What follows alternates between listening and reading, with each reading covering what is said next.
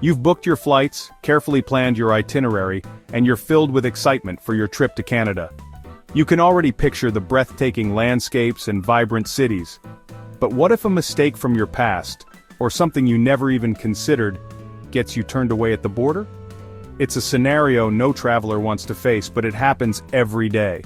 A Canadian Immigration or Border Services officer has the final say on who enters the country, and being found inadmissible can stop your plans in their tracks.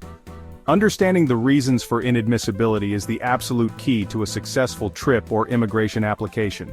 Knowing these pitfalls can save you from a stressful, costly, and deeply disappointing refusal. So in this video, we're breaking down the top 6 reasons you could be found inadmissible to Canada. Let's start with the big one, the potential roadblock that can halt your Canadian dreams before they even take flight. It's called criminal inadmissibility. This is where past mistakes can come back to haunt you, potentially barring you from entering Canada. Criminal inadmissibility is, by far, the most common hurdle. And here's what catches most people by surprise. Even offences that are considered minor in your home country can be treated as serious crimes in Canada. We're talking about things like DUIs or DWIs, theft, assault, and drug possession. A DUI from years ago that you've completely forgotten about could make you inadmissible today. Canada uses a concept called equivalency, where they compare your foreign offence to Canadian law. If it matches up with what Canada calls an indictable offence, similar to a felony, you could be barred from entry. And for immigration purposes, many offences that can be either minor or serious, known as hybrid offences like assault, are automatically treated as the more serious indictable offences. Maybe your record is spotless, free of any blemishes. You've lived a life above reproach with no brushes with the law, but Canada also checks your health. It's not just about your past conduct, your current physical and mental well-being are also under scrutiny.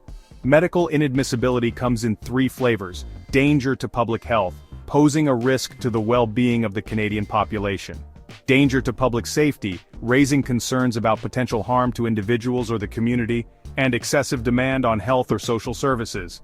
This is where things can get tricky, as it involves projecting future healthcare needs. If you have a contagious disease like tuberculosis, you're likely out. The risk of spreading the infection is simply too high. Conditions that could cause unpredictable, dangerous behavior, also a problem. Canada prioritizes the safety and security of its residents. But the most common issue is excessive demand, a term that refers to the potential strain on Canada's healthcare resources. For 2025, the threshold is set at 27,162 Canadian dollars per year, which totals $135,810 over 5 years. Exceeding this amount could result in a denial, as the limit is designed to help protect the long-term sustainability of Canada's healthcare and social support systems. This includes expensive prescriptions, especially those requiring long-term use or specialized formulations, ongoing therapies, such as physiotherapy, occupational therapy, or speech therapy, which can accumulate significant costs over time, or special education needs. These services often require specialized resources and dedicated personnel. Even if you can support yourself financially, if your projected medical costs cross that line, based on medical assessments and expert opinions, Canada might say no. It's a difficult reality to face, especially when you're seeking a new life. The system is strict, and the rules are clear. Understanding these regulations is crucial for anyone considering immigrating to Canada. If you have a serious medical condition, check the cost threshold before applying. Do your research and gather the necessary information. Don't let a surprise medical bill be the reason you're refused. Be proactive in understanding potential healthcare costs. This one is straightforward but crucial. You must be able and willing to support yourself and your family during your stay in Canada. This is sometimes called the public charge concept. An immigration officer can ask you for proof of funds, and if they believe you don't have enough money to cover your trip without the risk of needing social assistance, they can refuse you entry. This is a very serious one. Misrepresentation is when you provide false information or withhold important facts on your application or to an immigration officer. And here's the critical part. It can be intentional or completely accidental.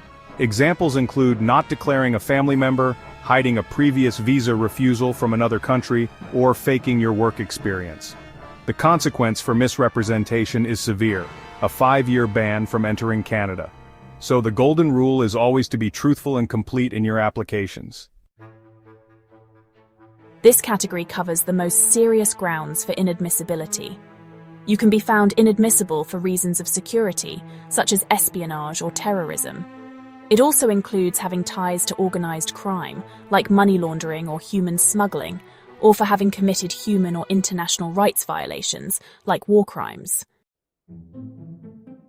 Finally, you can be found inadmissible for failing to comply with Canada's Immigration and Refugee Protection Act, or IRPA. This covers a range of past immigration violations. Common examples include temporary residents who have overstayed their authorized period in Canada or have worked or studied without the correct permits. It also applies to permanent residents who failed to meet their residency obligation by not spending enough time in Canada. Another key example is if you were previously deported and are trying to re-enter Canada without the required written permission, which in some cases is a document called an Authorization to Return to Canada, or ARC. So, what actually happens in that moment? There are two main scenarios. First, your application for a visa or an electronic travel authorization, ETA, could be denied by a consulate before you even travel. Second, you might arrive at a Canadian airport or land border only to be denied entry by a Canada Border Services Agency, CBSA officer. They will inform you of the reason for the refusal, and you'll likely be sent back on the next available flight or directed to return immediately if you're coming from the US. In more serious situations, a formal removal order could be issued. Now for the most important part, being found inadmissible doesn't always have to be a permanent ban. There are ways to overcome it.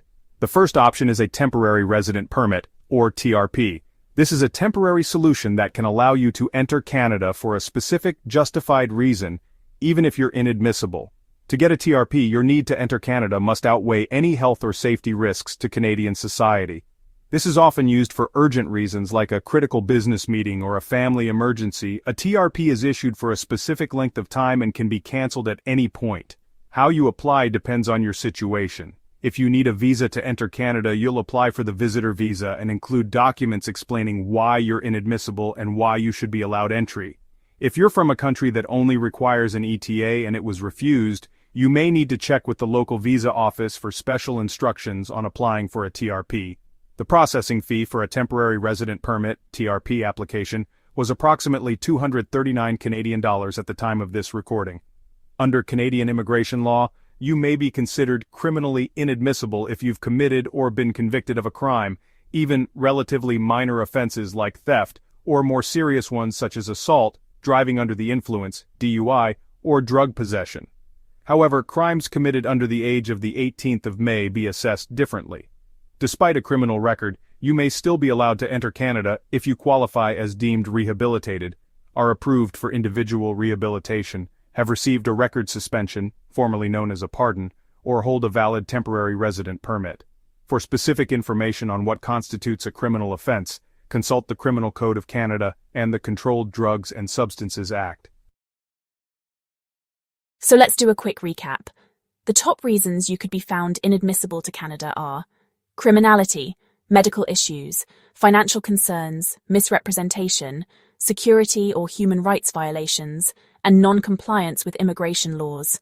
And your final, most important tip, always be honest and thorough in any immigration application or when speaking with a border officer. Being prepared and truthful is your best strategy for a smooth entry into Canada. Have you ever had an experience at the Canadian border or have insights about inadmissibility? Share your story in the comments below. It could be helpful to others. Thank you for watching. Be sure to check out the related video on your screen for more fascinating content. Explore our channel for even more exciting videos. If you found this video helpful, don't forget to like, share, and subscribe to Globe Gazette for more incredible stories. Your support means everything to us. We look forward to seeing you in the next video.